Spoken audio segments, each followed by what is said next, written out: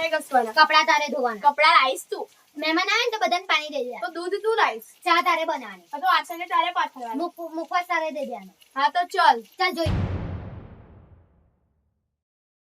કેટલા ટકા આયા? મારે તો 81% આયા હતા. તમારે કેટલા ટકા આયા હતા? પપ્પા કહેતા હતા કે તમારે 55% આવ્યા હતા. હા તો અમારે તમારે કરતા હાડા છે. હા તો મોટી બહેન હે ને તો ખીજાઈ કરવાનું.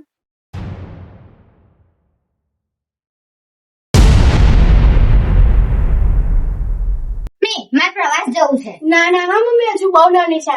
હા તમારે પ્રવાસ જવાનો ને મારા ઘરનો ફોન કરવાનો. અમે ફરીએ એને એજ્યુકેશનલ પ્રવાસ કહેવાય. ના અમને એજ્યુકેશન પ્રવાસ, પણ અમને તો ખબર છે તમે શિમલામાં કેવા બરફથી રમતા હતા. ના ના લોકો અવાજ હોય કઈ સમજાય ના મમ્મી મને જવું જ છે. ના મમ્મી મને જવું જ છે.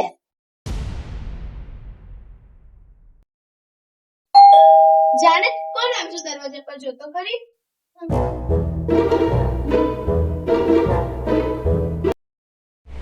અરે પંખો તો ધીરો કર થોડો.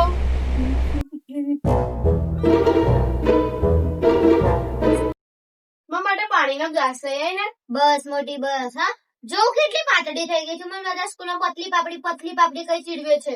નવાઈની પતરી પાપડી, તું કેટલી જામતી જાય છે એટલે હું તારા જોડે કામ કરાવું છું.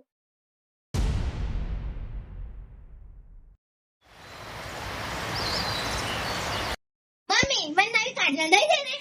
સાંભળ, આ કાજલની કંપની એમ બી મને નથી ફાવતી, તો તું આ વાપર. ના મમ્મી આવું ના ચાલે, મને નવી જોઈએ. મને નવું બેગ લઈ દેજો. 2 મિનિટ ઊભી રહે.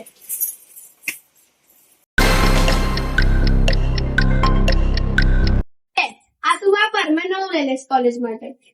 ના પપ્પા મને નવું જોઈએ, આવું ના ચાલે.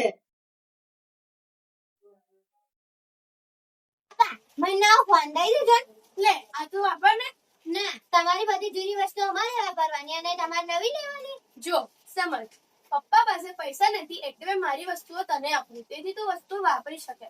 હા આ બધું તું મારા માટે કરતી હતી. તો શકી તો એમાં મેં શું કરું? પાસે ના હોય આવી બેન, એવી છે મારી બેન.